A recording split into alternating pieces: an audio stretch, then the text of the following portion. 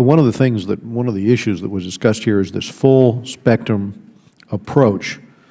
For example, in LA County, the focus on what you do in order to create the public awareness so that you actually identify the victim, and then getting law enforcement, getting the physician community involved in identifying and reporting, getting the training for law enforcement in terms of how to deal with those victims, and then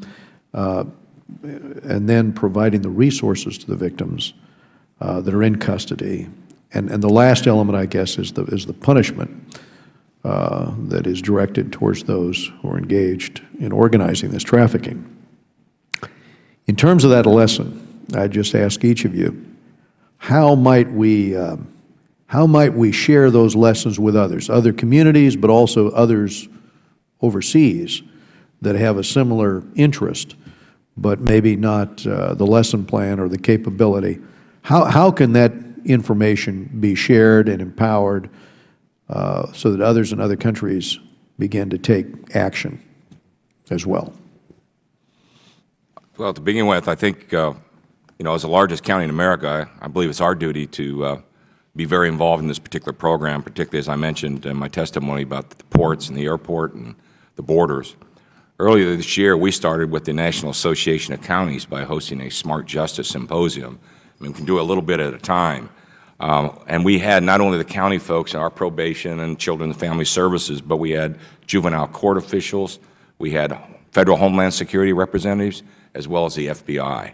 And it was a very successful program, and a little bit, because people started to realize, even from some of the smaller counties around America, that they had these similar situations in their own backyard, but they were not able to identify it until we put it out there.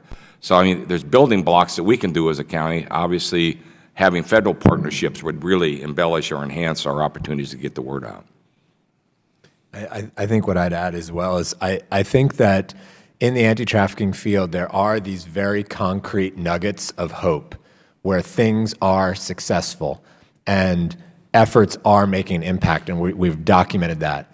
And so what the field needs to do a better job of is pointing people towards these successful models and promising approaches, documenting those, and then leveraging the existing networks that have already been built through things like the National Association of Counties or different international coalitions that exist, business coalitions that exist. The channels for communication exist. What we need to do is we need to direct these documented successful strategies into those well-networked channels to begin spreading that information around the world through thought leadership.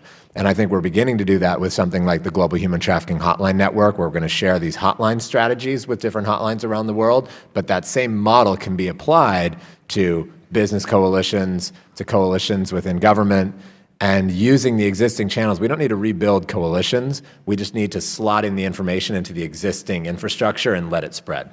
Sean.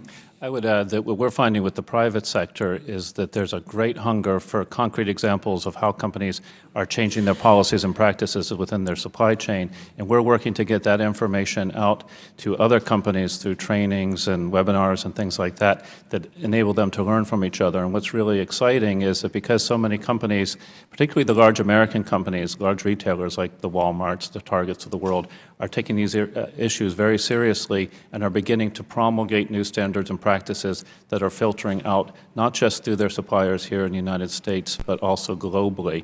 And businesses are finding ways to compete with one another. That's why in my remarks I was alluding to market mechanisms that we hope will enable companies to compete on how well they're handling these programs. So information from one country here might be useful to businesses in other countries because of the way that they might key off of decisions made here. But then you also have the ability to get these international media companies involved and raise awareness, which is one of the things done in LA County. How else could you use international media to reach your goals there, Sean? Or I'll ask Mr. Miles too. We're finding the international media is very interested in this. You see major outlets like CNN and the Guardian media group out of the UK focusing very clearly on what companies can do. Supervisor? No, I mean, I think while the international media is extremely important to help us facilitate the knowledge base, what's happening right here in our own backyard, I think like many of us think that it all happens in third world countries when it's right here in the United States of America, whether it's a small rural area or a major metropolitan area. And that knowledge and getting the word out just locally of our domestic media is extremely important. Thank you, Don. I think we need to saturate communities with awareness of what human trafficking is, how to spot it, and what to do when you think you've found it. And the international media, through the CNN Freedom Project, to this new project launched by The Guardian, some of the reporting done by the BBC, can play a role in that saturation.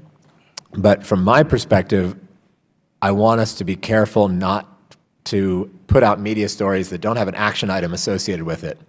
And if the person's action item is, I read that, good to know, not quite sure how to take action from here, that media story hasn't done its full role. Exactly. I think the full role is to put the action item at the end. So if you look at what Supervisor Kanabi did in LA, there's an action item at the end of those billboards. If you look at some of the media that's been reported in the U.S., they were putting the national hotline or the Be Free texting at the end. Right. The international media can then channel to these hotlines around the world so there can be that action taken.